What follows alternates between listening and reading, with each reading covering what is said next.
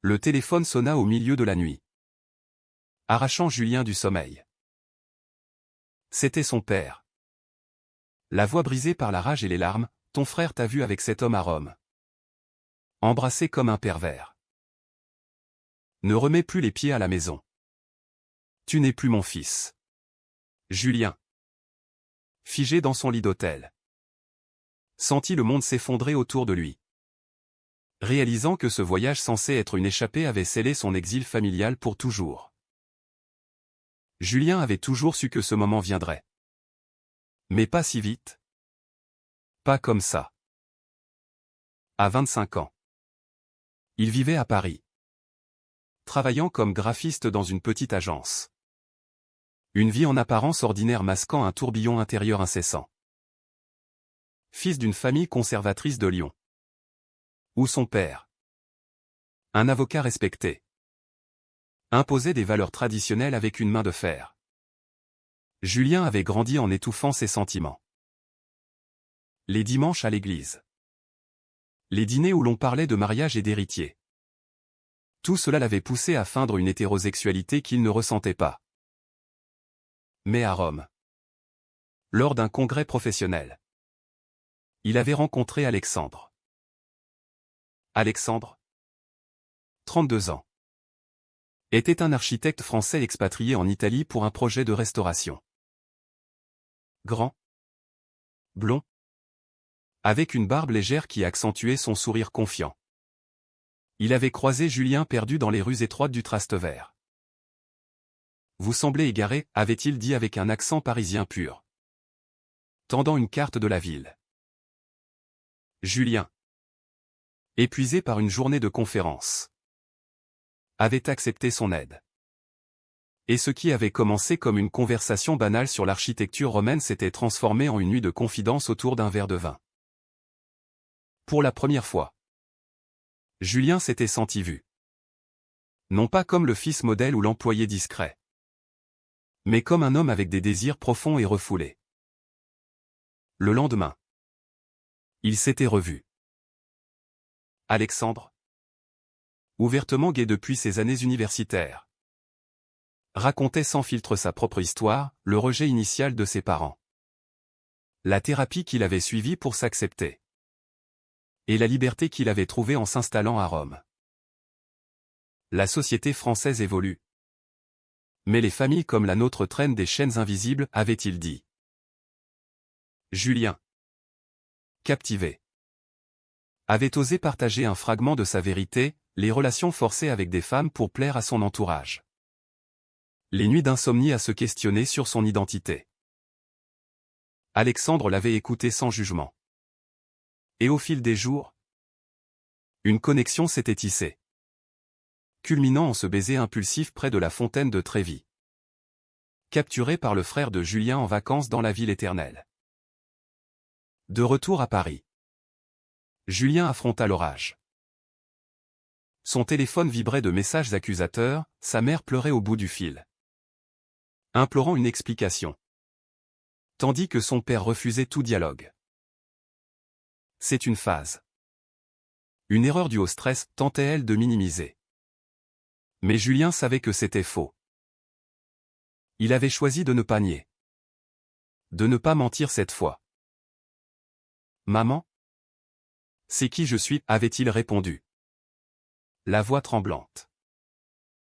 La ligne s'était coupée, laissant un silence assourdissant.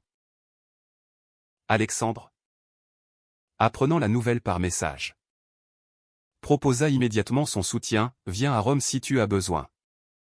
Ou je viens à Paris. Tu n'es pas seul. Mais Julien hésitait. Était-ce une trahison envers sa famille ? Son frère Antoine. L'avait-il fait par jalousie ou par devoir moral ? Antoine. 28 ans. Marié avec 2 enfants. Incarnait l'idéal familial. Il avait toujours été le préféré. Le successeur présumé du cabinet d'avocats. Julien se rappelait les disputes d'enfance, où Antoine le raillait pour sa sensibilité artistique. Ce cliché volé n'était pas un accident, c'était une arme pour consolider sa position. Julien décida de confronter Antoine en personne. Prenant le train pour Lyon le week-end suivant. À l'arrivée, la maison familiale semblait inchangée, la façade bourgeoise. Le jardin impeccablement taillé. Mais l'accueil fut glacial. Antoine ouvrit la porte. Le regard dur. « Qu'est-ce que tu fais ici ? Papa t'a dit de ne pas venir. » Julien força l'entrée, exigeant des explications. « Pourquoi m'as-tu photographié ? Pour me détruire ? » Antoine ricana, « Pour te réveiller. Tu vis dans un mensonge. Et ça salit notre nom. Imagine si les clients de papa apprenaient ça. » La dispute dégénéra. Des mots blessants fusèrent, perversion, honte, égoïsme. Julien repartit le cœur en miettes, réalisant que la famille qu'il chérissait était conditionnelle, liée à une image parfaite. De retour à Paris, Julien contacta Alexandre. Ils se parlèrent des heures au téléphone. Alexandre partageant ses propres cicatrices, le coming out qui avait coûté son premier emploi en France. Les amis perdus à cause de préjugés. La liberté a un prix. Julien. Mais elle vaut chaque larme. Inspiré, Julien commença à explorer des associations LGBT à Paris. Assistant à une réunion anonyme où il rencontra d'autres hommes dans des situations similaires. L'un d'eux, Marc, un professeur de 40 ans, raconta comment il avait perdu la garde de ses enfants après son divorce et son aveu d'homosexualité. La société dit qu'on progresse. Mais les tribunaux et les familles jugent encore. Julien se sentait moins isolé. Mais la pression montait. Son patron à l'agence, apprenant vaguement les rumeurs via des collègues lyonnais, le convoqua. Julien. On est une entreprise familiale. Si ça impacte l'image. La menace était voilée, mais claire. Julien dut choisir, se taire ou risquer son job. Il opta pour la transparence, expliquant calmement sa situation. À sa surprise, le patron, bien que conservateur, accepta, tant que ça n'affecte pas le travail. Ce fut une petite victoire. Mais elle renforça sa détermination. Alexandre décida de venir à Paris pour le soutenir. Leur première rencontre en France fut intense, un dîner dans un bistrot discret du Marais, où ils parlèrent d'avenir. Et si on essayait vraiment, proposa Alexandre. Julien, terrifié mais excité, accepta. Mais au fond de lui, il savait que ce choix déclencherait une chaîne de conséquences imprévues. Les semaines suivantes furent un tourbillon d'émotions pour Julien. Avec Alexandre à ses côtés, il redécouvrait Paris sous un nouveau jour, promenade le long de la Seine. Visite de musées où ils discutaient librement de leur passion. Alexandre, avec son expérience, guidait Julien dans ce monde inconnu. L'acceptation commence par soi-même, disait-il souvent. Mais la réalité rattrapa vite leur bulle. La mère de Julien, incapable de couper les ponts totalement, envoya un message, « Viens déjeuner seul avec moi. Ton père ne sait pas. » Le rendez-vous eut lieu dans un café lyonnais neutre. Sa mère, les yeux rougis, serra Julien dans ses bras. « Pourquoi ne m'as-tu rien dit ?» demanda-t-elle.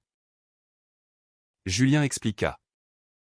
Des années de silence déversées en un flot, la peur du rejet. Les attentes écrasantes. Elle écouta, hochant la tête. Mais ces mots suivants brisèrent l'espoir, « Ton père est furieux. Et Antoine alimente le feu. Il dit que c'est une influence extérieure. » C'est Alexandre. Julien défendit leur relation, c'est réel.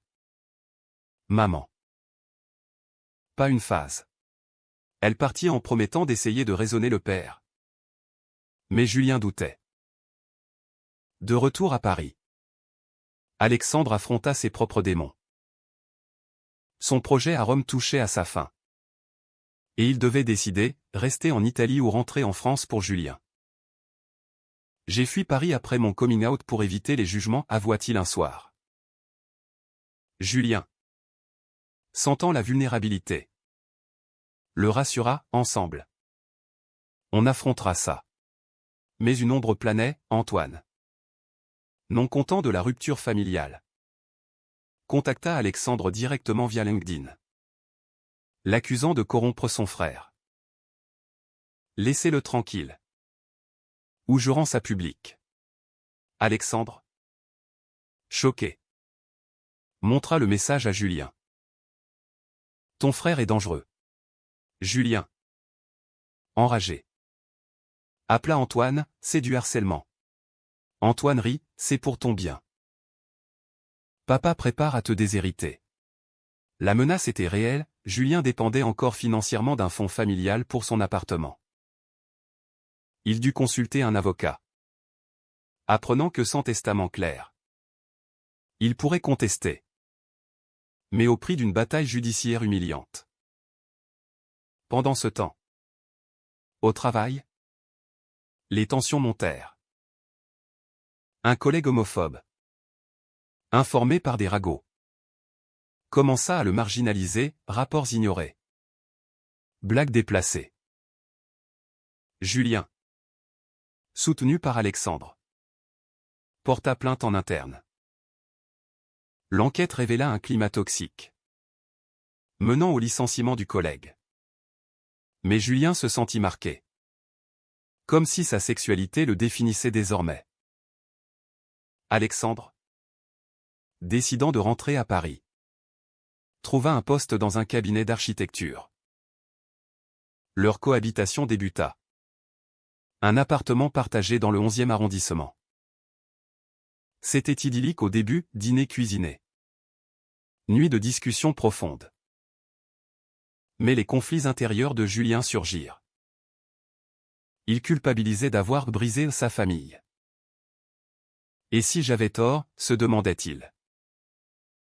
Alexandre, patient, l'encourageait à une thérapie. Julien accepta, rencontrant un psychologue spécialisé en identité queer. Les sessions révélèrent des couches de trauma, l'éducation religieuse stricte, les moqueries scolaires. Vos choix ne sont pas des trahisons, mais des affirmations, disait le thérapeute. Julien progressa. Mais un appel de sa mère changea tout, ton père a eu une crise cardiaque. C'est le stress.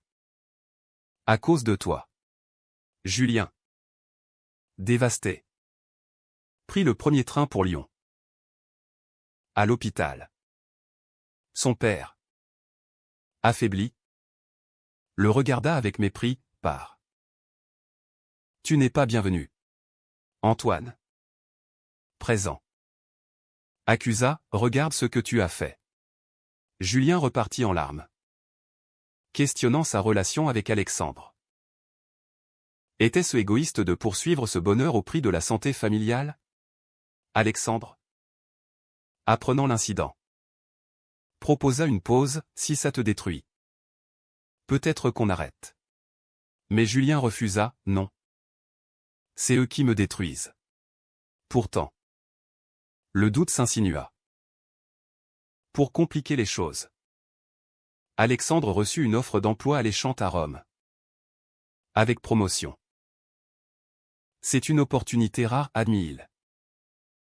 Julien, sentant la trahison potentielle, confronta, tu m'abandonnes maintenant? Alexandre nia, je veux qu'on y aille ensemble. Mais Julien, ancré à Paris pour son travail et sa thérapie, hésita. La dispute éclata, accusation de lâcheté. De priorité mal placée. Au milieu de ce chaos, Julien rejoignit un groupe de soutien LGBT plus engagé, organisant des manifestations contre les discriminations. Lors d'une marche à Paris. Il prit la parole pour la première fois, partageant son histoire. La foule applaudit. Mais un journaliste local publia un article exposant son nom. Antoine, furieux, envoya des menaces anonymes, arrête. Ou je révèle tout à ton employeur. Julien, terrifié, envisagea de tout abandonner, rompre avec Alexandre. Se réconcilier avec sa famille en niant sa vérité. Mais une conversation avec Marc, du groupe de soutien, le fit réfléchir, j'ai perdu mes enfants en mentant. Ne fais pas la même erreur. Julien choisit de lutter, déposant une plainte contre Antoine pour harcèlement. La police enquêta, révélant que Antoine avait aussi contacté l'agence de Julien, répandant des rumeurs. Le scandale familial explosa, la mère, déchirée, prit le parti de Julien, confrontant son mari et son fils aîné. Assez de haine, déclara-t-elle. Le père, convalescent, refusa toujours le dialogue. Mais la dynamique changea. Alexandre, soutenant Julien, refusa l'offre à Rome. Toi d'abord. Leur relation se raffermit. Mais à quel prix? Julien perdit des amis d'enfance, solidaires d'Antoine. La solitude pesa. Mais la liberté naissante valait-elle ses sacrifices? Les mois suivants marquèrent un tournant décisif pour Julien. La plainte contre Antoine aboutit à une médiation judiciaire, Antoine fut condamné à une amende et à une injonction d'éloignement. C'est injuste, hurla-t-il lors de l'audience, accusant Julien de détruire la famille. Mais le juge, impartial, souligna, le harcèlement n'a pas sa place, quelle que soit l'orientation. Julien, victorieux mais épuisé, rentra à Paris avec un sentiment mitigé. Sa mère, présente au tribunal, l'embrassa, je suis fier de toi. Pour la première fois, une brèche s'ouvrit. Alexandre, fier de Julien, organisa une soirée surprise avec des amis du groupe de soutien. Là, Julien rencontra Lucas, un activiste de 28 ans, charismatique et engagé. Lucas partageait des histoires similaires, rejet familial, mais aussi triomphes comme l'adoption de lois plus inclusives. La France change. Mais il faut se battre, disait-il. Julien, inspiré, s'impliqua plus, il conçut des affiches pour des campagnes contre l'homophobie, utilisant son talent graphique. Cependant, les ombres persistaient. Le père de Julien, refusant de céder, modifia son testament, excluant Julien. La nouvelle vint par avocat interposé. Un coup dur financier. Comment payer l'appart, paniqua Julien. Alexandre proposa de partager les frais, on est une équipe. Mais Julien, fier, chercha un second job. Freelance en design. Les nuits blanches s'accumulèrent, stressant leur relation. Une crise éclata quand Alexandre, frustré par le surmenage de Julien, avoua, je me sens secondaire. Julien, défensif, répliqua, c'est à cause de ma famille. Pas de toi. La dispute mena à une séparation temporaire, Alexandre partit chez un ami pour réfléchir. Seul, Julien affronta ses démons, était-il prêt pour une relation authentique? Ou sabotait-il tout par peur? Au travail, une promotion se profila. Mais avec une condition, un déplacement à Lyon pour un client. Julien accepta, voyant une opportunité de confrontation. Sur place, il croisa Antoine par hasard dans un café. « Qu'est-ce que tu veux ?» grogna Antoine. Julien. Calme.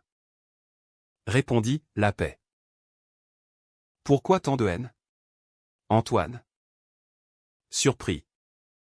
Avoue, j'ai peur que papa me voie comme faible si je te soutiens. Pour la première fois. Une vulnérabilité apparut, Antoine luttait avec ses propres insécurités. Projetant sur Julien. De retour, Julien raconta à Alexandre. Qui revint. On grandit ensemble. Leur réconciliation fut profonde. Marquée par des promesses de communication.